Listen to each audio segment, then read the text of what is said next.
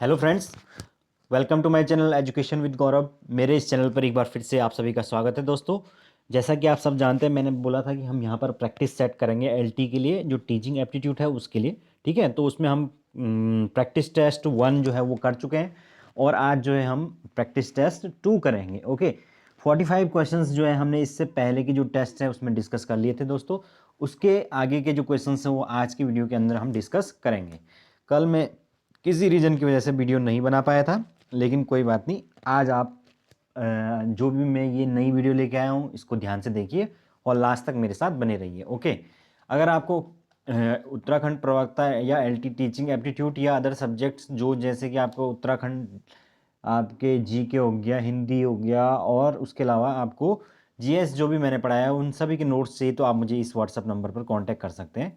यहाँ पर आपको पेड नोट्स प्रोवाइड करवाए जाते हैं। ठीक है, तो चलिए दोस्तों, हम आज का सेशन शुरू करते हैं। और शुरू करने से पहले एक और बात, आप टेलीग्राम को जरूर ज्वाइन करें। वहाँ पर जो है मैं जीके के अपडेट्स डालता रहता हूँ। आज मैंने वहाँ पर एक उत्तराखंड करंट अफेयर की जो है पीडीएफ शेयर की है। उसके अलावा जो है मैं जो भी मुझे स्टडी मटेरियल कहीं से भी मिलता है मैं उसको वहाँ पर शेयर करता हूँ। तो आप लोग टेलीग्राम चैनल को ज़रूर ज्वाइन करें। उसके लिए जो है आपको लिंक जो है वो डिस्क्रिप्शन बॉक्स में दिया गया है, और वो लिंक तब काम करेगा जब आप ऑलरेडी क्या करेंगे, अपने फ़ोन के अंदर टेलीग्राम को इंस्टॉल कर देंगे। तो पहले आप टेलीग्राम को इंस्टॉल करें, फिर उस लिंक पर क्लिक करें। उसके बाद ऑटोमेटिकली वो लिंक आपके ऐप के अंदर ओपन हो जाएगा और उसके बाद आपको ग्रुप में ऐड कर लेगा। ओके, तो चलिए दोस्तों, हम शुरू करते हैं हमारा आज का सेशन। तो हमने 45 जो क्वेश्चंस हैं वो पहले जो है वीडियो के अंदर डिस्कस किए थे। तो आज देखिए हमारे पास जो अगला क्वेश्चन है 46 क्वेश्चन, वो है, जब आप कक्षा में कोई नया विषय पढ़ाना आरंभ करते हैं तो सबसे महत्वपूर्ण एहतियात आप क्या बरतना चाहेंगे। तो फ्रेंड्स, यहाँ पर मैं ऑप्शंस काफ़ी बड़े बड़े हैं इसके लिए, इसलिए मैं इनको पढ़ूंगा नहीं। आप लोग स्वयं जो है 4 ऑप्शंस जो हैं आपको जो स्क्रीन के ऊपर दिखाई दे रहे हैं उसको पढ़िए और उसके बाद अपने हिसाब से उसका आंसर कीजिए। ओके, तो बताइए इसका राइट आंसर क्या होगा। तो फ्रेंड्स, इसका जो राइट आंसर होगा वो होगा ऑप्शन सी, है ना। सॉरी, विद्यार्थियों को यहाँ पर के बीच में यह विचार उत्पन्न करना कि कि वो जो कुछ जानते हैं वह उससे नए विषय का तर्क संगत संबंध है, यानी कि जो पूर्व ज्ञान है उसको नए ज्ञान से जोड़ना। तो ये तो टीचिंग का प्रिंसिपल है ना। टीचिंग के जो अलग अलग प्रिंसिपल बताए थे, स्किल्स बताए थे, उसके अंदर मैंने इस सिद्धांत का भी उल्लेख किया था कि पूर्व ज्ञान को नवीन ज्ञान से जोड़ना, यानी कोई भी नई चीज़ पढ़ाने से पहले पहले जो बच्चे ने उससे रिलेटेड चीज़ें जो है वो पढ़ी हुई हैं तो उसके बारे में उसके दिमाग में एक अवधारणा उत्पन्न करना, एक कॉन्सेप्ट बिल्डिंग करना, है ना। फॉर एग्जाम्पल, अगर उसने आप उसको परमाणु मॉडल पढ़ाएं तो एटलीस्ट जो उसने पिछली कक्षा में परमाणु पढ़ा हुआ है तो उस परमाणु के बारे में थोड़ा बहुत उसे बता सकते हैं कि भाई परमाणु ये होता है, इसके अंदर इस तरीके की चीज़ें आपने पहले पढ़ी हुई हैं। ओके, ताकि जो भी नया ज्ञान आपने वो पुराने ज्ञान से कनेक्ट हो जाए। ओके, चलते हैं आगे। अगला क्वेश्चन है हमारे पास क्वेश्चन नंबर 47। देखिए इसमें क्या है, निम्नलिखित में से कौन सा गुण एक अच्छे शिक्षक का लक्षण है। तो बताइए, आपको 4 ऑप्शन दिख रहे होंगे, आप इसका राइट आंसर बताइए। तो फ्रेंड्स, इसमें जो राइट आंसर है वो होगा ऑप्शन फर्स्ट, विषय की गहन जानकारी को रखना। हालांकि यहाँ पर जो है वो ये प्राइमरी ऑप्शन नहीं, अगर कुछ और ऑप्शन होता तो हम उसको भी उसकी तरफ भी प्रेफर कर सकते थे, लेकिन चूंकि यहाँ पर सबसे बेटर ऑप्शन जो है वो हमारे पास यही है। और अच्छे शिक्षक के लक्षण के अंदर ये भी आता है कि सबसे जरूरी क्या है, उसे अपने सब्जेक्ट की जानकारी बहुत डीप में होनी चाहिए, है ना। ए टू जेड कहीं से भी पूछ लिया जाए तो वो जवाब देने के अंदर सक्षम हो, यानी कि ओवरऑल 70, 80, 90% तक वो जो है जवाब देने की स्थिति में हो। ओके, अगला क्वेश्चन है हमारे पास, निम्नलिखित में से कौन सा सुझाव एक शिक्षक के लिए सबसे उपयुक्त है, यानी कि एज ए टीचर सबसे अच्छा सजेशन आपके लिए क्या हो सकता है। तो देखिए इसमें आप बताइए।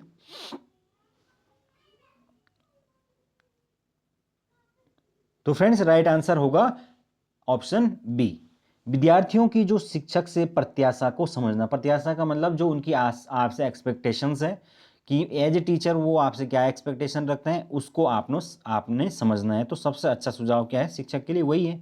और जो टीचर जो है वो बच्चे की विद्यार्थी की प्रत्याशा को समझ गया तो वो उनके बीच में हूबहू क्या मतलब खुद ब खुद ही क्या हो जाएगा, लोकप्रिय हो जाएगा, बच्चे उसे पसंद करेंगे, साथ के साथ उसकी क्लास में इंटरेस्टेड होकर भी पढ़ेंगे। ओके, चलते हैं आगे। नेक्स्ट क्वेश्चन है हमारे पास, असरदार शिक्षक निम्नलिखित में से कौन से लक्षण दिखाते हैं? तो बताइए इसका राइट आंसर क्या होगा।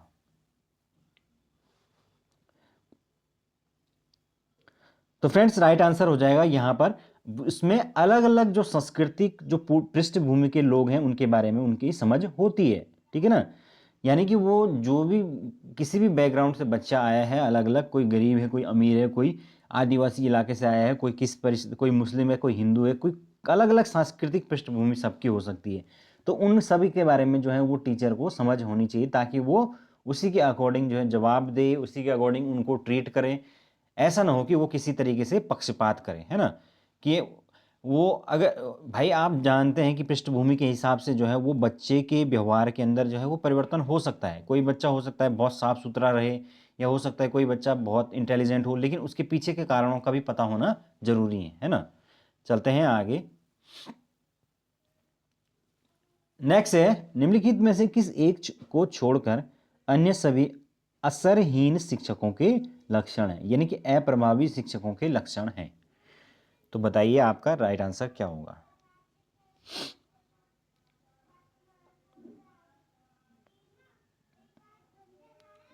तो फ्रेंड्स राइट आंसर होगा ऑप्शन सी, विद्यार्थियों के साथ करुणा व सम्मान पूर्वक व्यवहार करना।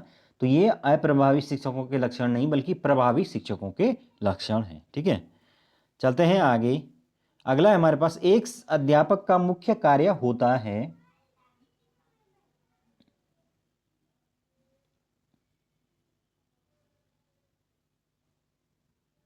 तो सबसे उपयुक्त कौन सा है, ऑप्शन थर्ड, विद्यार्थियों के लिए सीखने में मदद करना, यानी कि उनके लिए एज ए फैसिलिटेटर का काम करना। वैसे भी टीचर का काम क्या है, फैसिलिटेट करना बच्चों को। आगे चलते हैं। अगला क्वेश्चन हमारे पास, शिक्षण में विभिन्न तरीकों का उपयोग करने के कारण हैं। तो मेरे ख्याल से यहाँ पर सारे ही ऑप्शन जो हैं वो बिल्कुल सही है, क्योंकि यहाँ पर टीचिंग को हमें आसान भी बनाना है, इंटरेस्टिंग भी बनाना है, और विद्यार्थी ज़्यादा से ज़्यादा उन पर ध्यान दें, ये भी हमें ध्यान रखना है, ठीक है। चलते हैं आगे। नेक्स्ट है हमारे पास अगला क्वेश्चन है, मनोवैज्ञानिक सिद्धांत एवं परिकल्पना निम्नलिखित में से किस क्षेत्र में लागू की जाती है। तो देखिए आप इसका क्या हो सकता है। तो फ्रेंड्स यहाँ पर राइट आंसर होगा उपयुक्त सभी। इन तीनों ही क्षेत्रों में जो है वो मनोविज्ञान के सिद्धांत व परिकल्पनाओं को लागू किया जा सकता है, ठीक है। नेक्स्ट है हमारे पास, जब कोई अच्छा विद्यार्थी कम अंक लेकर आता है तो एक अध्यापक होने के नाते आप क्या करेंगे। एज ए टीचर आप क्या करेंगे, ये बताना है आपको। तो फ्रेंड्स आप क्या करेंगे, वहां पर आप उसे मनोवैज्ञानिक उपचार देंगे। मनोवैज्ञानिक उपचार का मतलब ये नहीं कि आप उसका ट्रीटमेंट कोई इस तरीके से करने लग जाएंगे, आप उसे इस प्रकार से जो है वो मोटिवेट करेंगे, या उस प्रकार से उसको सांत्वना देंगे जो कि क्या होगा, वो अपने उन चीज़ों से उभर के आ पाए। उसी को कहेंगे हम मनोवैज्ञानिक उपचार, ठीक है ना। तो ये है। अगला है हमारे पास, अध्यापक को अपने विद्यार्थियों की गलतियों का अध्ययन करना चाहिए, यह प्राय दर्शाता है। तो यह क्या दर्शाता है। तो फ्रेंड्स यहाँ पर राइट जो आंसर होगा वो होगा उपचारात्मक जो रणनीति है उनकी आवश्यकताओं को।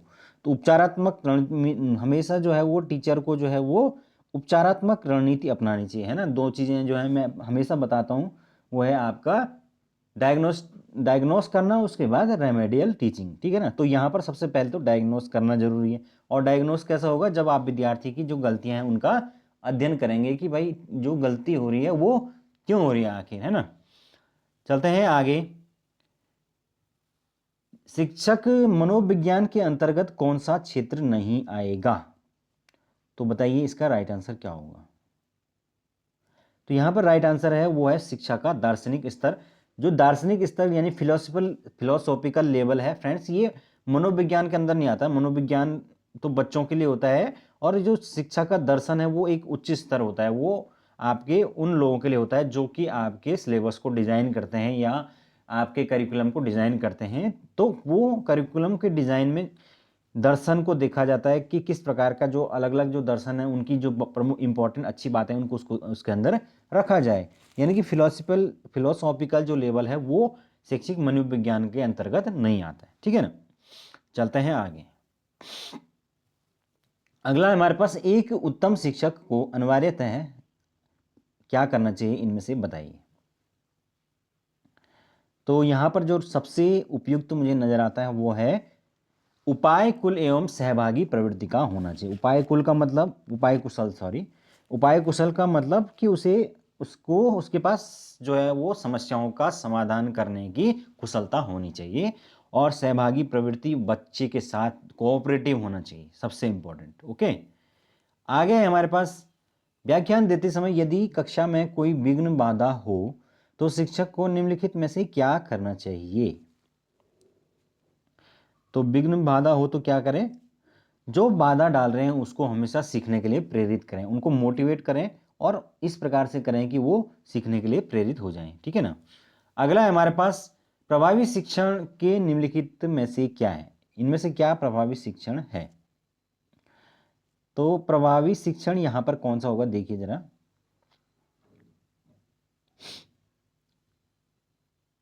तो यहां पर देखिए, यहां पर प्रभावी शिक्षण के अंतर्गत आ जाएगा ऑप्शन सी, शिक्षक का छात्रों को पढ़ाना व समझाना। तो ये प्रभावी शिक्षण के अंदर आया, क्योंकि पढ़ाना तो जरूरी है, साथ के साथ समझाना भी है। बाकी ये शिक्षक का संतोष है, ईमानदारी, प्रतिबद्धता, या जो भी अदर चीजें हैं वो शिक्षक के एक गुण के अंदर एक अच्छे गुणों के अंदर आ जाएगा ना, उसकी क्वालिटीज के अंदर आ जाएगा, लेकिन वो प्रभावी शिक्षण के अंतर्गत नहीं आता है। ठीक है। अगला है हमारे पास, उच्च शिक्षा के स्तर पर शिक्षक की भूमिका क्या है। मतलब जो टीचर है उसका हाईएस्ट स्टडी है उसमें क्या उसकी भूमिका है। तो राइट आंसर आप बताइए इसका क्या होगा।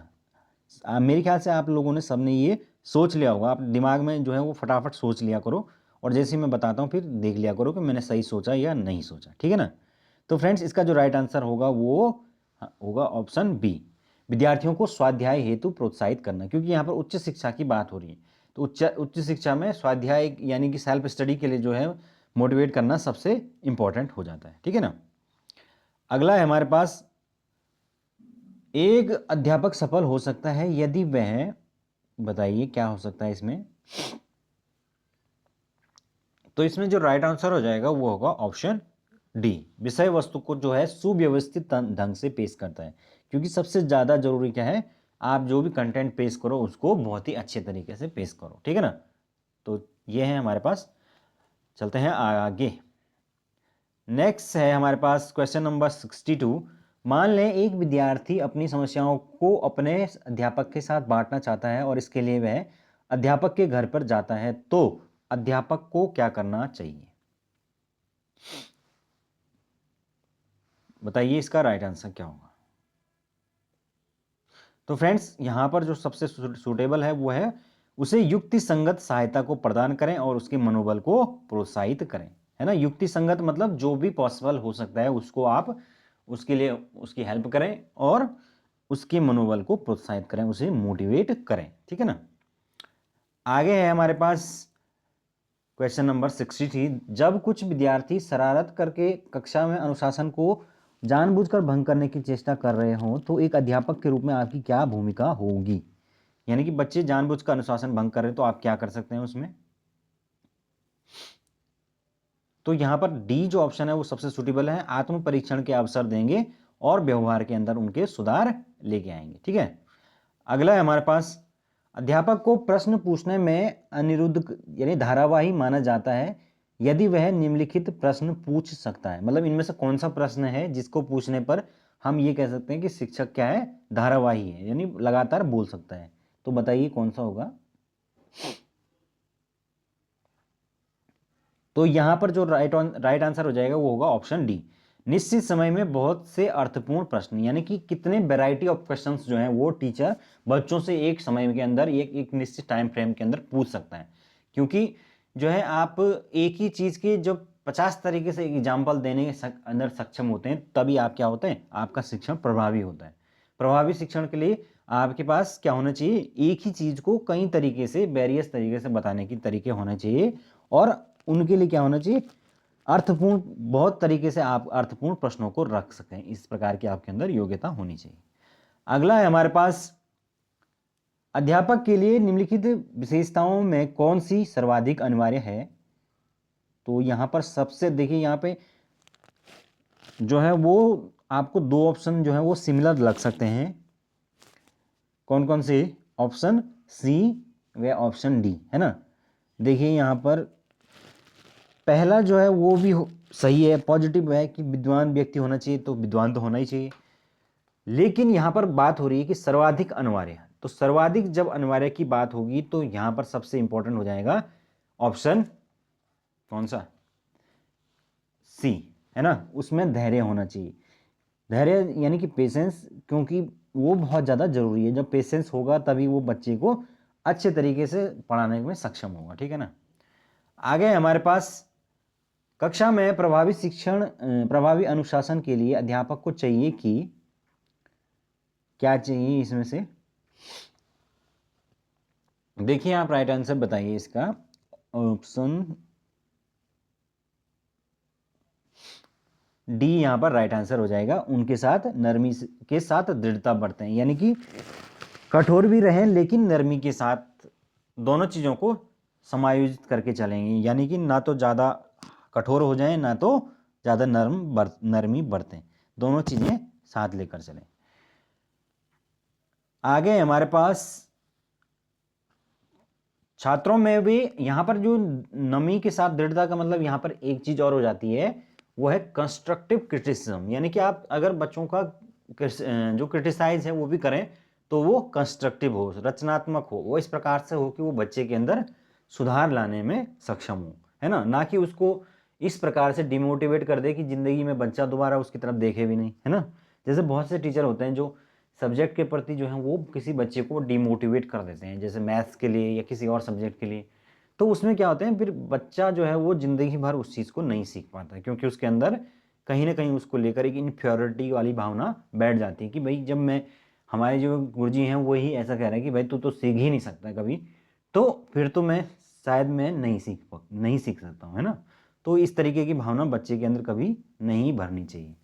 अगला है हमारे पास, एक प्रभावी कक्ष के लिए वातावरण का मूल तत्व है। तो यहाँ पर क्या होगा राइट आंसर, तो यहाँ पर जो है सबसे मूल तत्व है वो है शिक्षक छात्रों की सजीव अंतः क्रिया, यानी कि दोनों के बीच में जो है वो लगातार संवाद होता रहे, इंटरेक्शन होता रहे, और सजीव का मतलब वो दोनों साइड से हो, है ना, बोथ साइड से, ऐसा ना हो कि वन साइडेड संवाद हो रहा है। अगला है हमारे पास, यदि कक्षा के पहले दिन छात्र किसी अध्यापक को स्वयं का परिचय देने के लिए कहें तो अध्यापक को चाहिए कि वह, क्या इसमें से मतलब कौन सा चीज़ होनी चाहिए, अगर आपसे स्टूडेंट बोलते हैं कि आप अपना परिचय दें तो आप क्या करेंगे, ठीक है ना। तो बताइए इसमें सही आंसर क्या होगा। तो फ्रेंड्स यहाँ पर जो राइट आंसर होगा वो होगा ऑप्शन बी, यानी कि आपको संक्षेप में अपने आप में अपने बारे में बता देना चाहिए। ऐसा नहीं कि आप बिल्कुल ही ऐसे हो गए कि बस मैं क्यों बताऊं, मैं बताऊंगा ही नहीं, ऐसा नहीं होना चाहिए, क्योंकि एज ए टीचर आप क्या है, डेमोक्रेटिक क्लास को रिप्रेजेंट करते हैं, तो वहाँ पर आपको अपना एक शॉर्ट परिचय देना भी बहुत ज़रूरी हो जाता है। अगला है हमारे पास, निम्नलिखित नैतिक मूल्यों का प्रभावी रूप से विकास किया जा सकता है यदि अध्यापक क्या करे, स्वयं उनका आचरण करे। सबसे ज़्यादा जरूरी तो अपना खुद का आचरण है। अगला है हमारे पास, अगला क्वेश्चन, एक अध्यापक का सबसे महत्वपूर्ण विशेषता, उनकी सबसे महत्वपूर्ण विशेषता क्या होती है। तो यहाँ पर देखिए, अगला है यहाँ पर जो ऑप्शन हो जाएगा सही वो होगा ऑप्शन बी, अच्छी संप्रेषण क्षमता, गुड कम्युनिकेशन स्किल, है ना। क्योंकि ये जो कम्युनिकेशन स्किल है ये गुड होने पर ही बाकी चीज़ें जो है वो सही हो पाएंगी, है ना। यानी कि विषय का आपको गुण ज्ञान है लेकिन आपके अंदर जो है वो कम्युनिकेशन स्किल नहीं है, आप उसको बच्चों तक नहीं पहुंचा पाते हैं तो उसका भी क्या कोई मतलब नहीं है। छात्र कल्याण भी आप वहां पर नहीं कर सकते हैं और प्रभावी नेतृत्व तो आपका हो ही नहीं सकता है जब तक आप क्या नहीं कर पाएंगे, बच्चों से कम्युनिकेट नहीं कर पाएंगे, है ना। तो इसलिए पहली जो विशेषता यहां पर हो जाती है वो अच्छा संप्रेषण। अगला है हमारे पास शिक्षक छात्र संबंधों के संदर्भ में निम्नलिखित में से कौन सी बातें सही हैं। तो यहां पर देखिए इनमें से कौन सी बात सही हो सकती है शिक्षक छात्र संबंधों के संदर्भ में। तो राइट आंसर होगा ऑप्शन सी, सद्भावनापूर्ण एवं सम्मानपूर्ण, ठीक है ना। तो शिक्षक और छात्र जो उन दोनों के संबंध होने चाहिए वो कैसे होने चाहिए, सद्भावनापूर्ण और सम्मानपूर्ण, एक दूसरे का सम्मान करें। न केवल ऐसा नहीं कि हम एज ए टीचर जो है आप बच्चों से तो एक्सपेक्ट करते हैं कि वो आपका सम्मान करें, लेकिन आप बच्चों की बिल्कुल रिस्पेक्ट नहीं करते हैं, उनको जगह जगह आप बेइज्जत करते हैं। तो वो ज़माना चला गया अब, है ना। वो पुराना ज़माना था जब जो टीचर का काम था कि बच्चे को कहीं पर भी बुला के उसकी बेइज्जती कर देना, उसको ह्यूमिलेट करना, ये सब चीज़ें आज की मॉडर्न एजुकेशन में अलाउड नहीं है। वहाँ पर जो है वो दोनों ही एक दूसरे को सम्मान की दृष्टि से देखते हैं और सद्भावनापूर्ण व्यवहार रखते हैं, ठीक है ना। अगला क्वेश्चन है हमारे पास, एक सजीव कक्षा में की स्थिति यह हो सकता है कि, क्या हो सकता है एक सजीव कक्षा में, तो बताइए इसका राइट आंसर। यहां पर जो है सजीव कक्षा में बार बार शिक्षक और छात्र का वापस आपस में वार्तालाप, इनके उनके बीच में इंटरेक्शन लगातार होना चाहिए, ठीक है। अगला है हमारे पास, यदि कोई अभिभावक अपने बालक की परीक्षा में किसी प्रकार का भेदभाव अथवा पक्षपात करने के लिए कहे तो अध्यापक को चाहिए कि इनमें से क्या करे वो।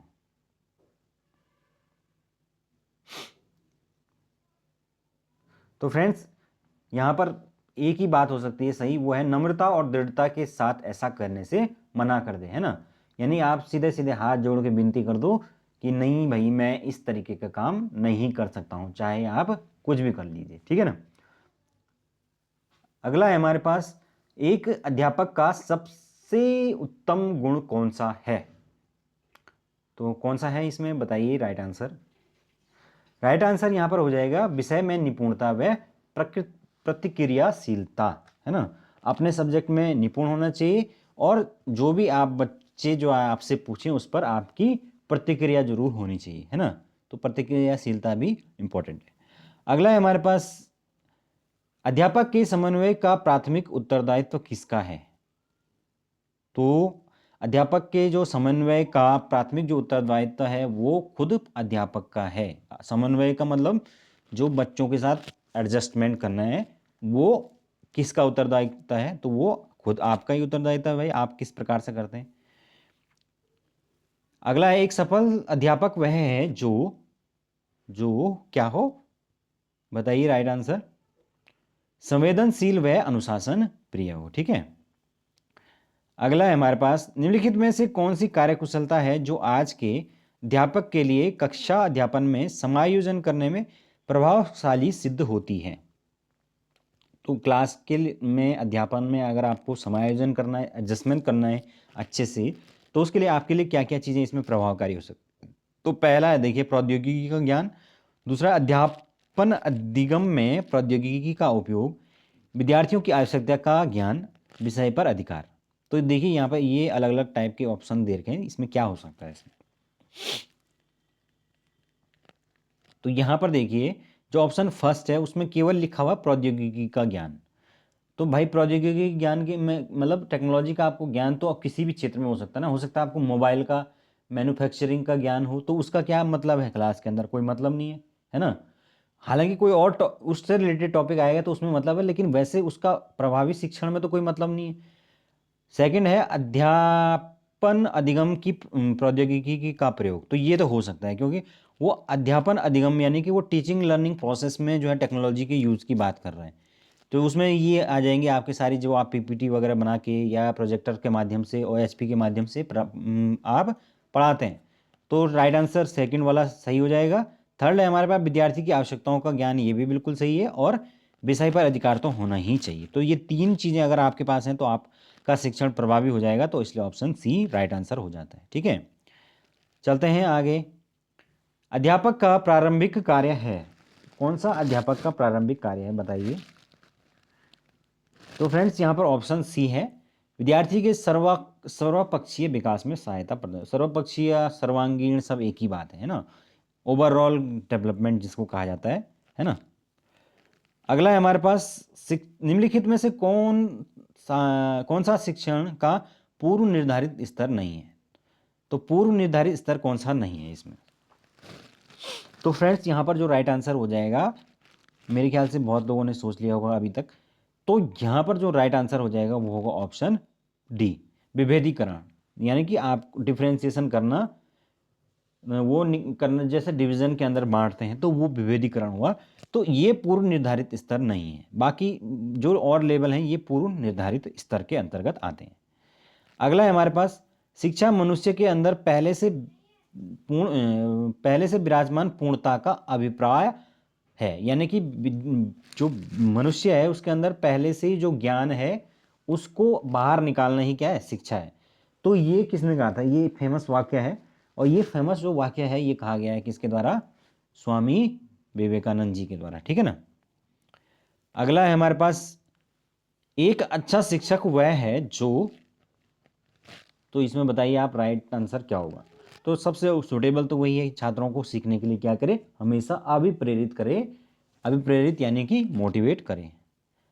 अगला है हमारे पास, निम्नलिखित में से कौन कौन से गुण किसी शिक्षक की बड़ी ताकत को प्रदर्शित करते हैं। तो बताइए इसमें कौन से किसी शिक्षक की बड़ी ताकत को प्रदर्शित करते हैं। संस्थागत प्रबंधन में पूर्णकालिक सक्रिय संलिप्तता, उदाहरण प्रस्तुत करना, अवधारणाओं के परीक्षण के लिए तत्पर रहना, या गलतियों को स्वीकार करना। तो क्या होगा राइट आंसर बताइए। तो फ्रेंड्स यहाँ पर जो राइट आंसर होगा, इसमें देखिए यहाँ पर अलग अलग ऑप्शंस हैं। तो यहाँ पर सेकंड, थर्ड और फोर्थ ये हमारे राइट आंसर हो जाते हैं, ठीक है ना। यहाँ पर जो पहला ऑप्शन है उसको देखिए, संस्थागत प्रबंधन में पूर्णकालिक सक्रिय संलिप्तता। तो सक्रिय संलिप्तता अगर आप संस्थागत प्रबंधन में रखेंगे तो यहाँ पर आप शिक्षण कब करेंगे, है ना।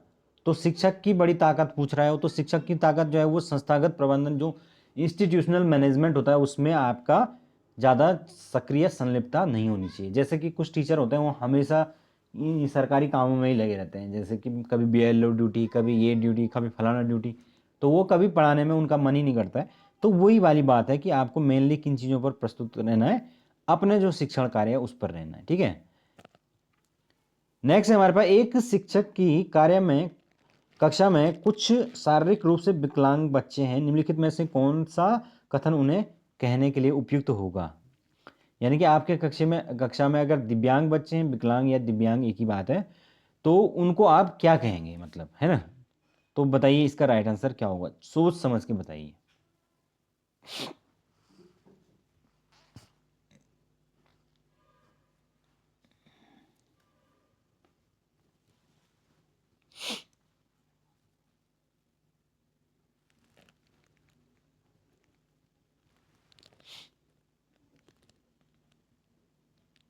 तो यहां पर जो राइट आंसर होगा दोस्तों वो होगा ऑप्शन, कौन सा होगा सही,